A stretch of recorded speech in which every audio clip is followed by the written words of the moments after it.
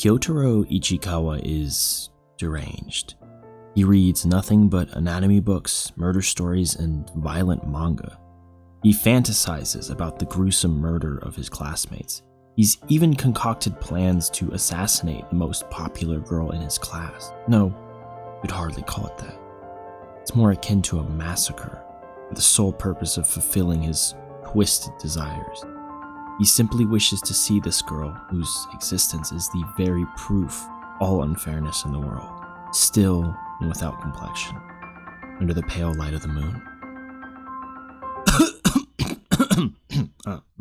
That is the shallow, easily cracked Chunibyo setting that Kyotaro Ichikawa has constructed for himself at the start of this anime. But while his interests can often dip into more mature territory, he is no doubt just as regular and healthy of a middle schooler as his fellow classmates. He's just perhaps a little bit neurodivergent. Our story really begins when Ichikawa takes interest in one of the more popular girls in his class, Anna Yamada, who seemingly lives in an entirely different reality, bustling with livelihood and youthful experiences. She's even a popular sign model, working part-time under an industry-leading agency. Unable to cope with the distance between him and her, he immediately retreats into this gloomy, jaded persona of his. But despite himself, the 7th grader is actually quite perceptive of those around him.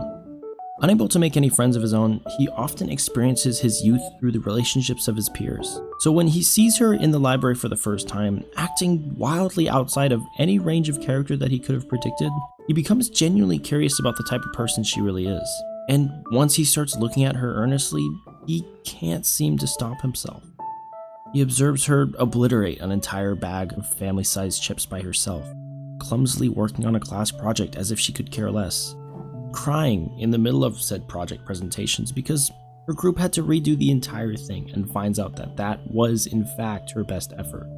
Yamada Anna is unserious. She's clumsy, she's silly, she's easy to get along with. She cries over every little thing. She's beloved by everybody in the school for this very reason, but that happy-go-lucky attitude comes at the cost of others' respect for her too.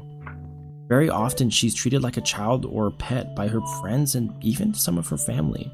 And yet she has these rare moments of frustration that suggest that she's the only one who sees the bigger picture. She's working a professional job while balancing school, friends, and even a sports club.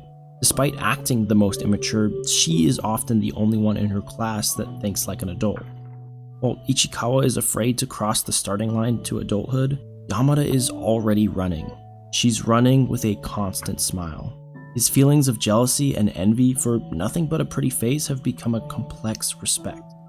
And suddenly, without any sort of hint or warning, Kyotaro Ichikawa is in love. That was the first 3 episodes of The Dangers in My Heart, also known as Bokuyaba or Boku no Kokoro no Yabayatsu, a manga-adapted anime originally written by Norio Sakurai, which just finished airing its 2nd season a week ago, or 2 weeks ago, or 3. Honestly, I don't know, this script just keeps getting longer and longer. For all I know, this video's release will coincide with the next chapter of Deltarune. Norio Sakurai, before writing Bokuyaba, was best known for Mitsudomoe, and more recently Rororo, which, putting aside the more questionable aspects of the series, are basically slice-of-life comedies about growing up. Her greatest strength lies in her ability to write these casual and uninteresting, yet fun and witty conversations between young girls, which always feel accurate and topical to their fresh yet limited understanding of the world. There's no shortage of this in Bokuyaba either, as there's a lot of focus on Yamada and her close friends throughout the series. Sakurai's art style is very unique, and a perfect fit for her writing as well, often employing short, cute, chibi-like characters who are wildly expressive. And in Bokuyaba, this art style has developed further at a rapid pace, borrowing from a more traditional anime style, but never straying too far away from that consistent theme of literally children. Her writing is very well paced, with an equal focus on important events and casual, low-key conversations. She excels at extremely accurate depictions of young, mentally immature characters, which, for a genre that very often takes place in middle school or high school, is a lot less prevalent than you'd expect. The anime is directed by Hiroaki Akagi from Shin-Ei Animation, who has really only directed 2 other romance anime before this, Shin-Ei Animation only being involved in one of them. And for the record, I can't stand TZ Master Takagi, but supposedly it gets better in the later season. Maybe I'll add it to the watch list. The direction and pacing of Bokuyaba is pretty unusual by standards of romance. Rather than longer, more climactic arcs that take place over several episodes, each arc is usually self-contained within that weekly 30-minute time slot. And at the end of each one, there's a different theme of growth or development for either Ichikawa, Yamada, or the both of them. The character design is done by Masato Katsumata, whose compositions are pretty far from the norm for such a lighthearted rom-com. While the faces very obviously take many direct elements from Sakurai's manga, the physical bodies of the characters are unusually realistic for anime, almost more akin to real high school students or even adults. Nobody is weirdly proportioned or exaggerated, and all of the characters are animated pretty realistically. It's more like something you'd see from Dogakobo or maybe even the modern Gohans. Except for Yamada, who is a Phantasy Star Online 2 character with all of her sliders turned to max. But I'll get to that. It's an interesting choice of direction from somebody who isn't known generally for their unique stylistic choices or even character design in general.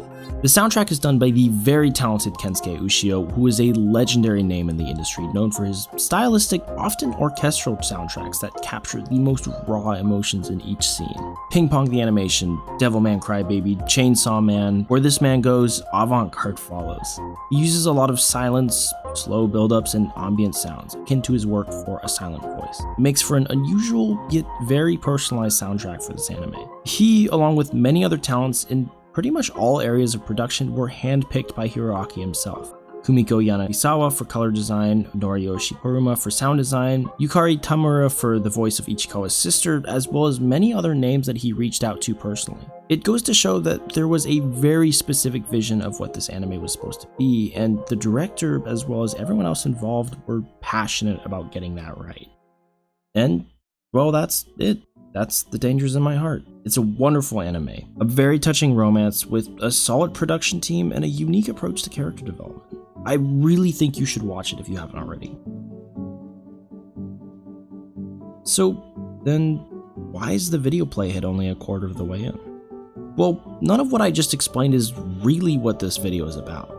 If anything, it was more just necessary context before we get into the meat of things. Because while The Dangers in My Heart is a great anime, that's not all it is. And that's not the title of this video either.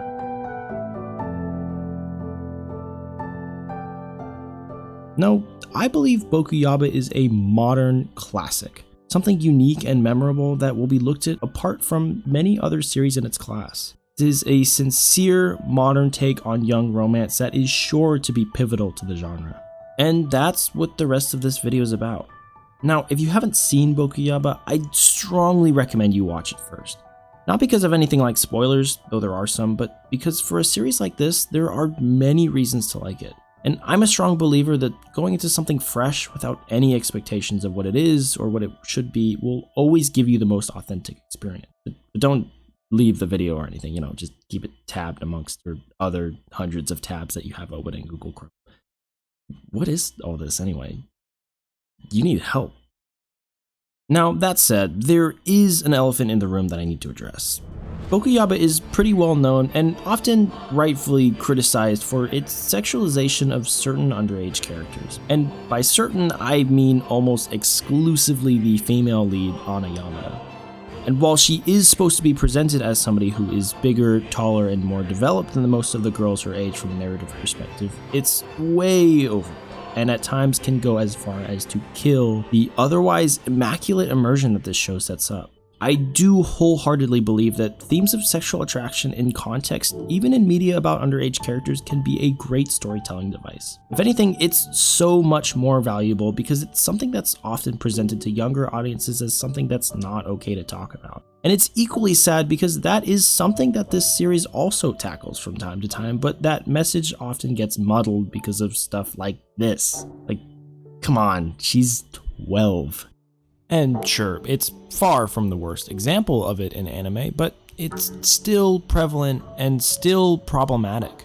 But that said, I'm not the arbiter of what people should and shouldn't like, and I think it's completely normal and healthy to enjoy something or appreciate it while still understanding that it has problems. Super Eye Patch Wolf explains the same thing in a much more competent and nuanced way in his video about Gantz, which I highly recommend you check out.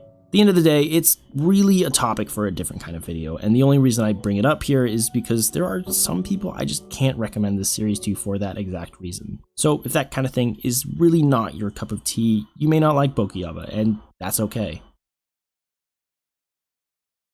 Romance anime, especially in the youth genre, is not something new. I mean, of course it's not. It's a very tried genre, and it has so many common tropes and cliches that have been done to death that it's really hard to tell when something is original. Sometimes original is a concept that doesn't even seem to exist in art. Especially in this age of digital tools and AI generation, the concept of original itself is being called into question more and more every day.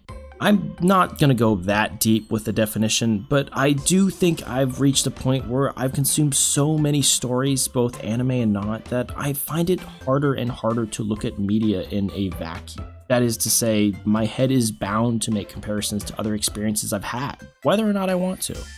So when something stands out to me in a way that's new and exciting to my tired eyes, it's sure to catch my excitement, at least for the start.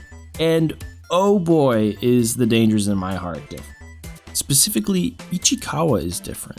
The awkward loner trope is nothing new, but almost always played for laughs to soften the blow or taken to an extreme so that we only wholeheartedly are able to emphasize with them at certain points. But Ichikawa is genuine.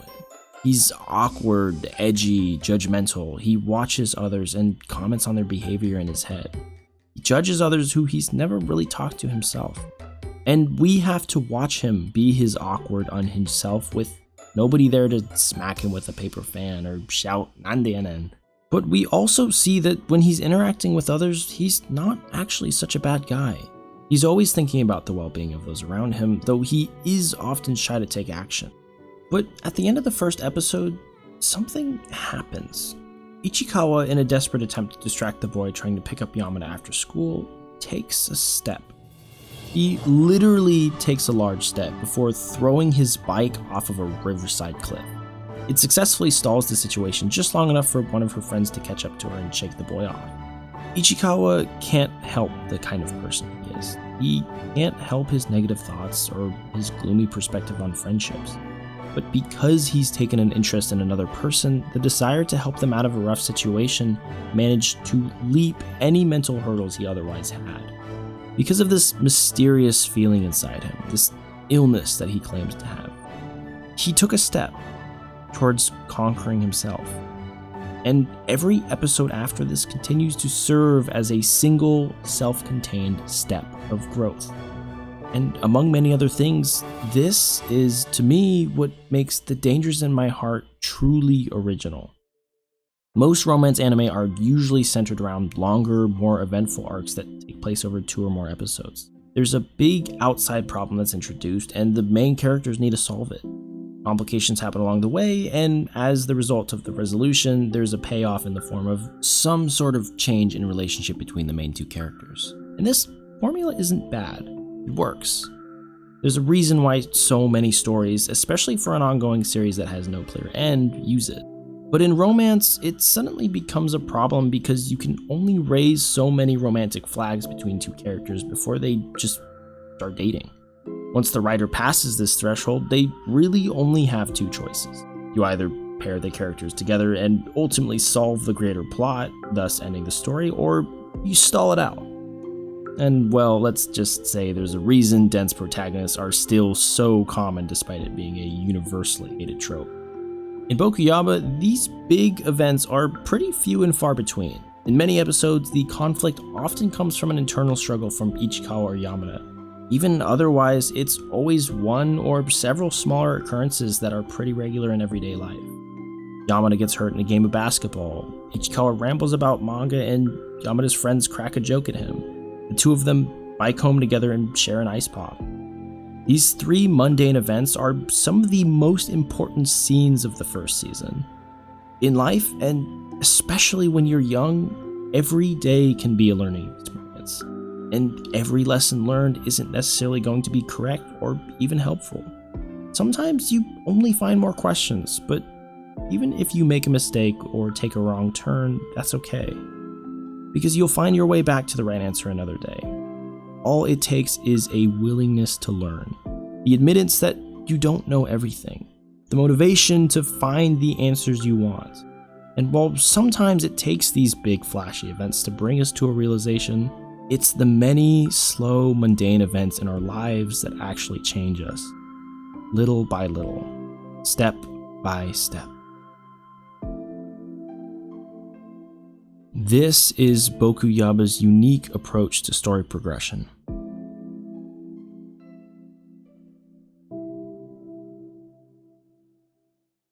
While you'd think this would cause the romantic aspects of the show to take a backseat, it actually does quite the opposite. It lets romance take on fresh and unique roles in the show. Rather than the payoff, it often ends up being the cause or even effect of certain events.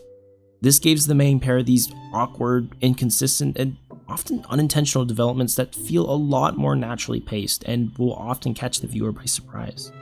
Rather than using tension and anticipation as a way to keep viewers interested between developments, those suspenseful moments are put front and center as some of the most important romantic scenes in the show. In an interview, the director goes as far as to say that those moments, or the quote-unquote voiceless voice as he describes them, are what he focused on and struggled to depict the most. The more free-form relationship between romance and character development often ends up serving as proof of the healthy dynamic between Yamada and Ichikawa. They're constantly striving to help each other become better versions of themselves. As long as they continue to grow into the people they want to be, they'll continue to grow their relationship as well. And the closer they become, the more they will strive to become better people for each other's sake. It's a self-fulfilling cycle that doesn't stop just because you start dating. Because we as people never stop growing and changing in new and exciting ways. And while I don't know if they plan to continue the anime now that the confession scenes have happened, the manga is still very active, and much the same story that it was before Ichikawa and Yamada started dating. In fact, the way it's framed almost makes it feel like dating is just the starting line for the two, and that their real story begins from there. Rounding back to the first 3 episodes of this show, it takes Ichikawa that entire span of screen time to fully open himself up to the idea of change. Sure, he takes that pivotal step at the beginning of the first episode, but he's still in denial about his feelings for Yamada and is still very closed off to others. He still hides behind his edgy persona. These first 60 minutes are the most ugly, the most awkward, the most inexplicable, and most difficult for the majority of audiences to relate to. And for that exact reason, they're also the most heavily criticized episodes in the anime. Back when season 1 first aired, this initial quarter of the show was met with very mixed reviews. People even dropped it or found it completely unwatchable. It's like if you put ReZero's infamous cringe arc at the very beginning of the series. Okay, maybe not that bad, but you get my point. I get it, I really do. I don't blame the people who couldn't make it to episode 3. It's just not their kind of story. But Ichikawa isn't an unlikable character at the start. He's not actually an edgy protagonist. He's not Sasuke, nor is he Lelouch or Hikigaya. He's just a middle schooler, a child, a very well-written one. Everybody in this story is. And I think sometimes the character designs make it easy to forget, but every main character in Bokuyaba is between the ages of 12 and 13. The upperclassman that tries to pick Yamada up is 13, maybe. How are you acting at this age? If you think that you weren't like this, you are lying to yourself. And that's not to say that every single middle schooler fantasizes about cutting their classmates up into little pieces, but most every child at this age is in some stage of puberty. And it's at this exact age of growth that children start to become more aware of themselves and their peers. They walk the line between childlike immaturity and adult responsibility. Middle school is where most students will, for the first time in their lives, experience judgment. There is this hastily crafted hierarchy among the student body that everybody tries to find their place in. And many who are slow to adapt to this, namely the ones not eager to step into the responsibility of adulthood, get left behind. You may not have been reading murder encyclopedias or masturbating using a magazine that your model classmate is in, but you almost certainly found interests that became your whole personality for a period of time, or had reservations about somebody because of where they were in your school's social ladder. You most certainly developed your first coping mechanisms, healthy or not, to being judged by those around you. But all in all, you were still often a kid. There's a whole episode about Ichikawa's insecurity with his voice cracking and getting lower. Of course we can't relate that directly. It hasn't happened to any of us since we were literally kids. I do remember that my voice dropping was something I considered important, but I don't remember when it happened or what my reaction was. I remember this kid I knew in 6th grade who drew a flip note on his DS of a boob getting punched so hard that it popped like a balloon. That person is now halfway across the country with a wife and probably kids soon. If I contacted him today and reminded him of that, he probably wouldn't remember it, or at least wish he couldn't. Even me, Mugmoth, the shining example of Mothkind, as an example of this. A girl I grew up with has very adamantly insisted that she remembers me calling her a curse word that I refuse to repeat in elementary school, repeatedly.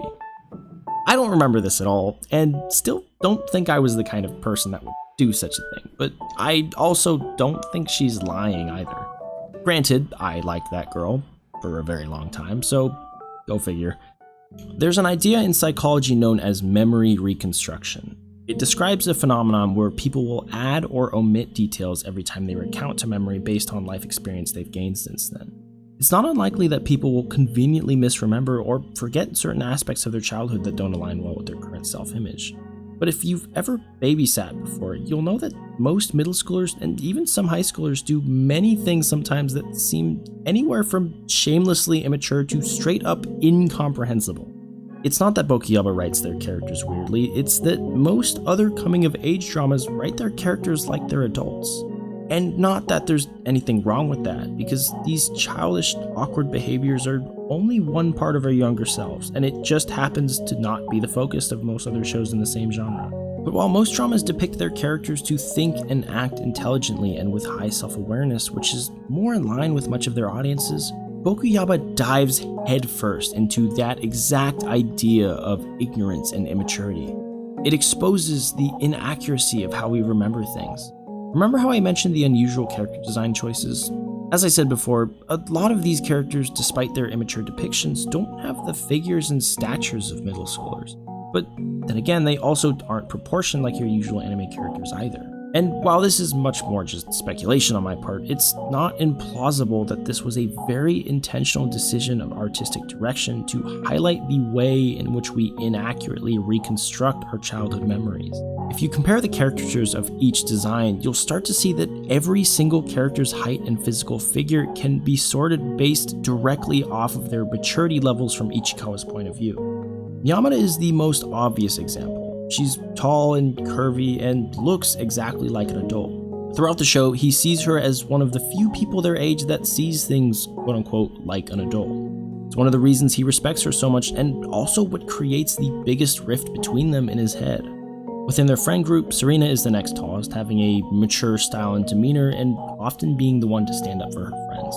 Moeko is next, being shorter but still quite a bit taller than Ichikawa. She's smart, and despite her canonical height, the way she confidently stands makes her look taller in many scenes.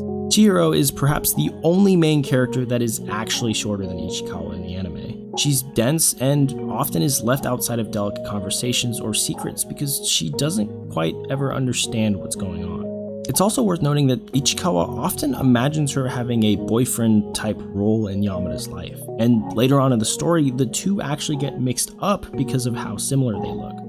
You can trace this back from pretty much anybody in the show, but perhaps the most important example of this overall is that there are exactly 3 named characters in this show that are taller than Yamada, and every single one of them represents an obstacle to adulthood that our protagonist has to overcome. The first being Pickup Paisen, who is practically the embodiment of Ichikawa's maturity-based insecurities at the start of the show. The second is Yamada's manager, who personifies the adult side of her that Ichikawa is afraid he's not worthy of.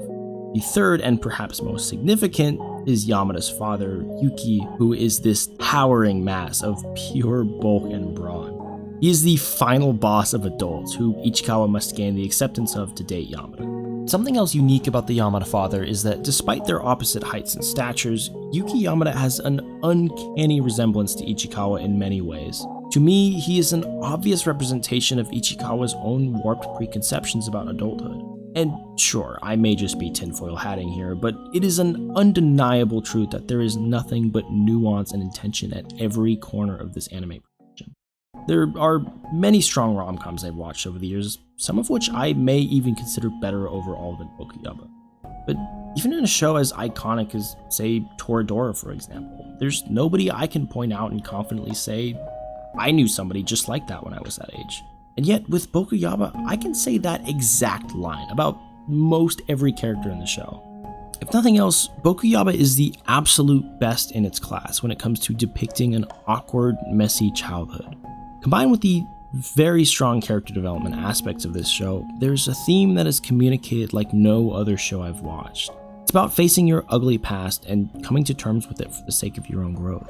Because being able to recognize and face our old imperfections and face ideas that we once thought were socially unacceptable should be celebrated as proof of positive change.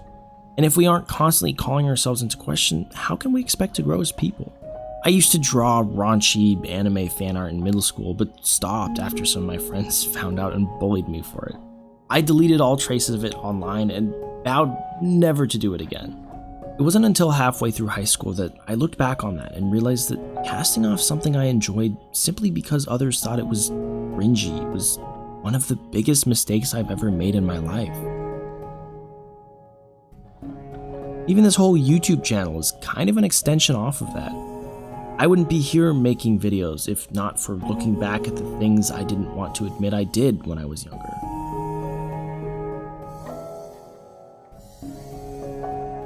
I exist, Mugmoth exists here and now with confidence because I got bullied back then. I don't resent any of those people and am actually still close with a few of them as they've grown up and matured alongside me through their own trials and tribulation. If anything, I'm thankful for being teased so mercilessly for it because it's only through that experience I was able to come back so confident in myself and my hobbies.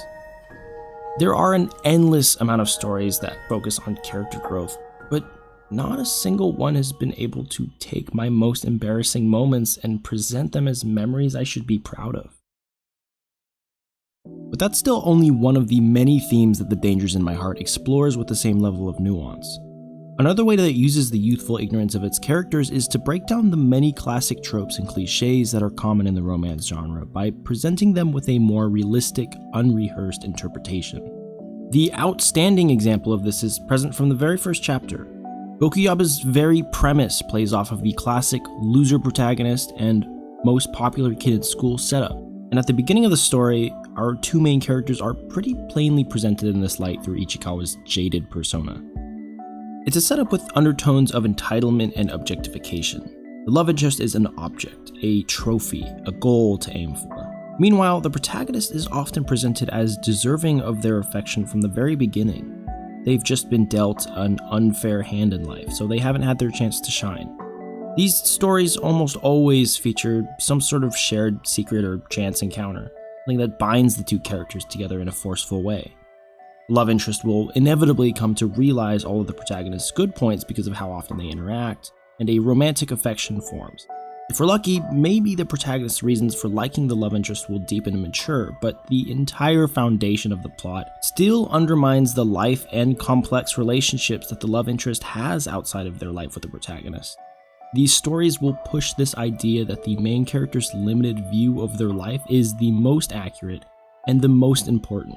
Now, don't get me wrong, I love me a classic skater boy, see you later boy type of story, but being unpopular isn't a real character flaw, at least not by itself. And you'll find that this type of story is often accompanied by writing that mistakes others not liking the protagonist's characteristics as their main flaw.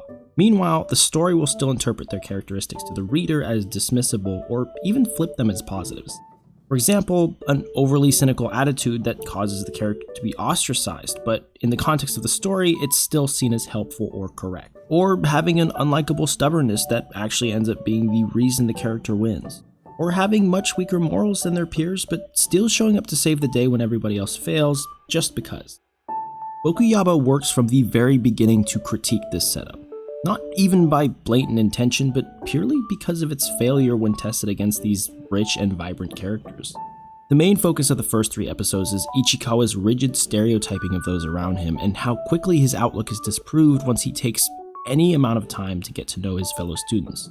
Yamada at the beginning of the story is presented in his mind as an object of jealousy, proof of the unfairness of the world. But it's also made apparent through moments of comedic dismissal that all of these feelings are just his edgy delusions. After learning just a little bit about her, he realizes she's just as much of a regular middle schooler as he is. By the end of episode 3, when Ichikawa is able to accept his own feelings for Yamada, his cynicism immediately changes from something that protects its interests to something that holds him back.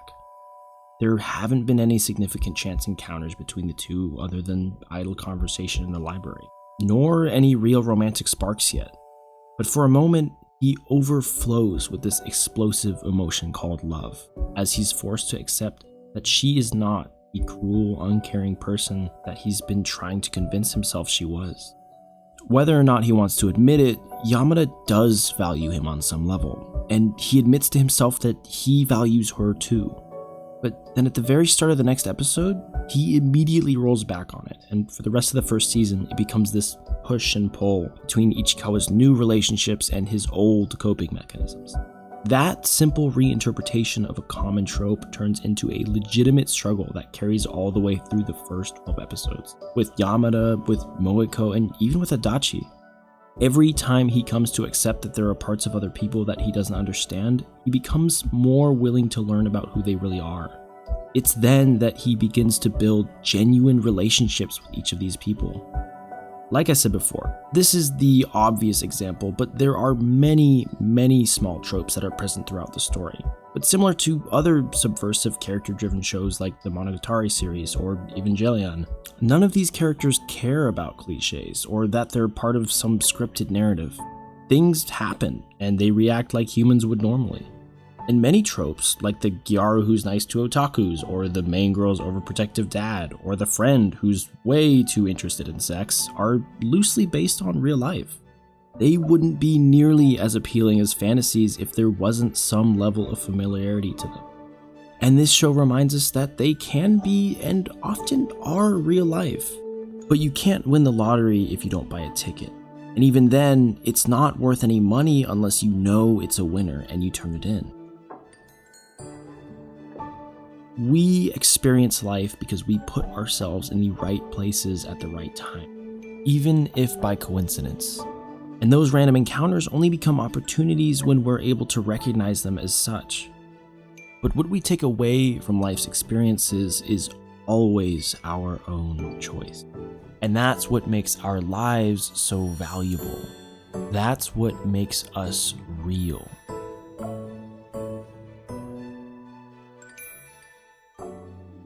But not everything is about conscious decisions. In fact, more often than not, we make our most competent judgments based off of vague, unexplainable confidence and gut feelings. Not everything about ourselves or others makes sense, but that doesn't mean that consistency between behavior can exist either. Sakurai somehow manages to perfectly capture that nuance of the human subconscious that lies somewhere outside of calculable reasoning. These characters are messy, and their behavior isn't always traceable.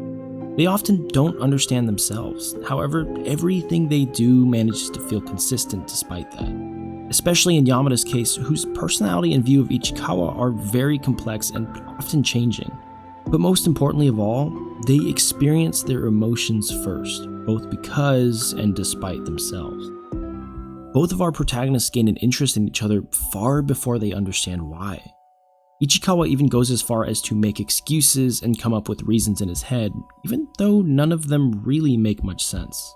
If anything, they do much more to communicate his fear of not understanding his own feelings. Meanwhile, Yamada dives headfirst into her curiosity of Ichikawa far before she begins to question it. Even when she does start to think about his character, she already seems fairly confident in her own high assessment of him.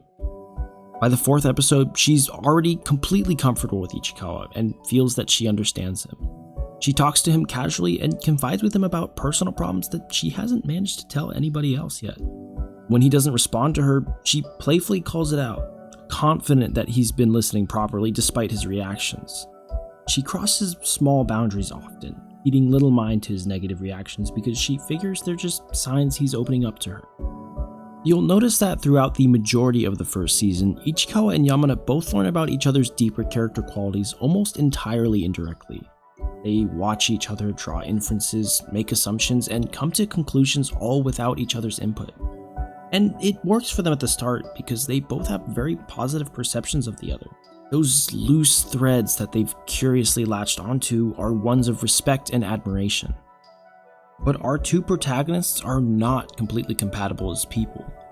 What we've seen up until this point is an effort from both sides to fill in each other's gaps, but Ichikawa's insecurity about being vulnerable and Yamada's lack of social boundaries inevitably come to a head, specifically in Season 1, Episode 9. Much like many of the story's other developments, it comes seemingly out of nowhere, but is hardly a surprise once it occurs. The episode starts with a cute moment of jealousy from Yamada and Ichikawa, who want to be the first contacts of the opposite sex in each other's phones.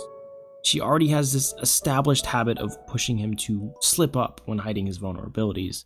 As somebody with many insecurities, she takes these moments of weakness as validation that she's not the only one who thinks about these seemingly childish things. Later, Ichikawa meets with her in the library, and she's quickly able to tell that it's to check up on her after a dispute she had with her friend. She already knows that he's that perceptive, and she already knows that he's come to the library to see her, despite what he may say about her. So when one of Pickup Pison's friends later brings the boy in to try and set him up with Yamada, she tries to make a very obvious show of her lack of interest in him. But while she may have a good grasp on Ichikawa as a person, she doesn't have nearly as competent of an understanding of the state of their relationship. In desperation to get her feelings across, she brings his face close to hers, and you can tell that not even she really understands why she's doing it. And after Pison leaves, she leaves things there. But Ichikawa still isn't comfortable with this lack of understanding. Yamada is mature. Yamada wouldn't do something without a logical reason. Yamada isn't interested in relationships. As he's done many times before in the show, he falls back on another forced, cynical explanation. Comes to the conclusion that he was being used to ward off another guy, and from then on, he starts to ignore her. At several points in the episode, Ichikawa has flashbacks about his friends from elementary school, specifically when he talked with them about the Smitch game console. You know the one. He reflects on these cringy memories where he bashed the game console as something for casuals, when in reality, he just pretended to hate it because he was too reserved to ask for one of his own. After school, Ichikawa is stopped by Yamada, whose confidence crumbles as she chooses to blame herself for making him upset. She doesn't know exactly what it is she did, but she trusts Ichikawa far too much and assumes he has a good reason to not want to talk to her. After he refuses to explain himself to her, she begins to cry. But why is she so upset about it? Why does she care? Ichikawa tries to come up with baseless explanations to quell his lack of understanding, but no matter what excuse he can come up with, it doesn't change the fact that his actions made her upset. He isn't so cold that he can ignore when he's hurt somebody that he cares about. For some reason, that same memory from elementary school comes up again, pecks away at his mind as if to mock him. Ichikawa has convinced himself that Yamada is out of his reach. He's pushed her away to protect himself, but right here, right now, that coping mechanism has hurt her. He can't look away from it or pretend it didn't happen, and for the first time, he directly acknowledges that his coping mechanisms are directly interfering with his ability to get closer to others. He acknowledges that if he wants to be with the girl he likes, he has to change. That they aren't perfectly compatible, but that doesn't mean they can't be together. They make up, and it ends as a really touching moment between the two of them. But the actual development that comes from this scene runs much deeper than just that. Because the core of the issue still exists, and because Ichikawa hurt Yamada in the way that he did, she ends up left with the notion that their relationship is a lot more fragile than she initially thought. And she becomes more insecure about herself because of it. That issue continues to brew in the background for a while, but it's not until part of the way into Season 2 that we see it directly manifest. It later becomes something that Ichikawa has to admit to and fix. That not only did he hurt her, but he never properly acknowledged it to her or apologized for it. And that multi-layered progression, as well as the constant and subtle changes in their relationship over time, is always present throughout this show.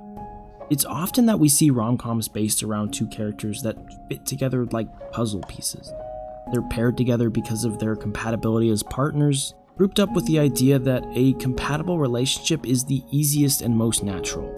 But Bokuyaba actively prioritizes the effort that Ichikawa and Yamada make for each other's sake. It's not that they work well together, but that they work hard to be together, which in real relationships, especially in our younger years, is a philosophy that rings far more true. In Season 2 especially, you'll notice a lot of sparks fly between characters that don't really make a lot of sense together, and you'll also notice that not all of those sparks necessarily lead anywhere either. Even Ichikawa has a moment of weakness towards Moeko when she saves him from an awkward social situation, but what he first mistakes as a romantic spark later turns into a valuable friendship, because he's already decided that he wants to be with Yamada. And at that point, how compatible you are doesn't really matter. It's that effort and that commitment that is so much more beautiful and authentic. There's no such thing as a perfect couple. There are no two people that are made for each other. Love is an impulsive emotion that can happen between any two people. And all of the best romances I've seen are ones that explore this idea in some capacity. And sure, a relationship formed by two people that are otherwise incompatible may not last. It may not go on for more than a month. But of course it won't. They're in middle school. How many couples at that age stay together until marriage? Realistically, nearly none of them. But it's just that, realistic. And it's something that the Dangers in My Heart properly understands.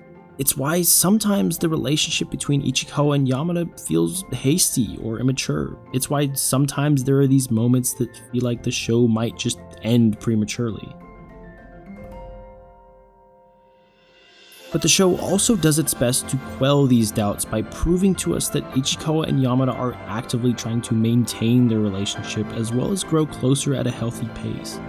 Ichikawa specifically calls out their developments into question often, and always does his best to take the proper steps even when Yamada wants to rush them.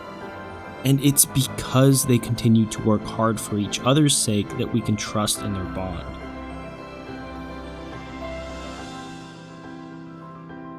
I don't want to spoil the current arc in the manga, as I think it has some of the most raw and authentic moments to date for this series. But for the sake of lending to my point, I do think the current arc is worth vaguely mentioning. Ichikawa and Yamada are ripe into the honeymoon phase of their official relationship, and yet they've already begun to trudge through some of the rockiest moments since the beginning of the manga. From the moment they began to date, it became apparent that they aren't really made for each other per se, but you can also see the two of them working twice as hard for each other's sake. And to make things work, it also makes you want to root for them that much more. It's so rare that I see a rom-com that's able to treat its characters that seriously, and I really hope we'll get a season 3 of the anime, because I think it would be doing a massive disservice to Sakurai's story to just stop it where they have. Well, I want to see the anime scenes, of course. I wouldn't call Bokuyaba a perfect anime. I wouldn't even call it my favorite one in the genre, but I have been following it since the first 10 chapters of the manga's serialization, and I can say with confidence that from the very beginning, there was something that was very different. It had something that other anime just didn't. It was a mundane story I thought I had read or watched 1,000 times before. And yet, it was undeniably a fresh entry into the genre. There is this unique feeling that Sakurai's story captures that few, if any, other romance I've ever read accurately depicts. This is a series that's very near and dear to my heart, and has been for a long time now. When the anime adaptation was announced, I was ecstatic, extremely excited, to the point where my friends had to beg me to stop talking about that weird romance about middle schoolers. But that aside, I'm very glad this manga that I love got an anime adaptation with so much heart in it. I was constantly going back and forth worried about how good it was going to be. I've never looked so deeply into a production staff purely in anticipation of an adaptation. Shin A Animation only has one other romance under their belt, and that's Takagi, so I don't really have a lot to go off of. really, at the end of the day, this video is just an extended rant about why this series stands out so much for me. Would like to think that it's something special, and I really hope that it has the same effect for many other people that it did for me. When I first started writing the outline for this video, I was only planning to talk about how well written the characters were as children, but every time I did research and every time I rewatched or reread parts of the series, I fell in love with it all over again, and I wanted to add more and more. I wanted to make more points and talk about more things that just made it so different and so special that kind of ended up evolving into this big mess of the video you're seeing now. If I didn't put a buttload of effort into condensing things down, it easily could have become a 3 to 4 hour essay, or really more like a rant at that point. But hopefully you've stayed interested and stuck around, and I really appreciate those of you who have. It's my first time making a video this long, and still only my 4th video essay to date. So thank you so much for watching, and if you enjoyed the video, do consider sharing it around. I love making these, and it's endlessly motivating when I see that I'm able to get people interested in the same things that I am.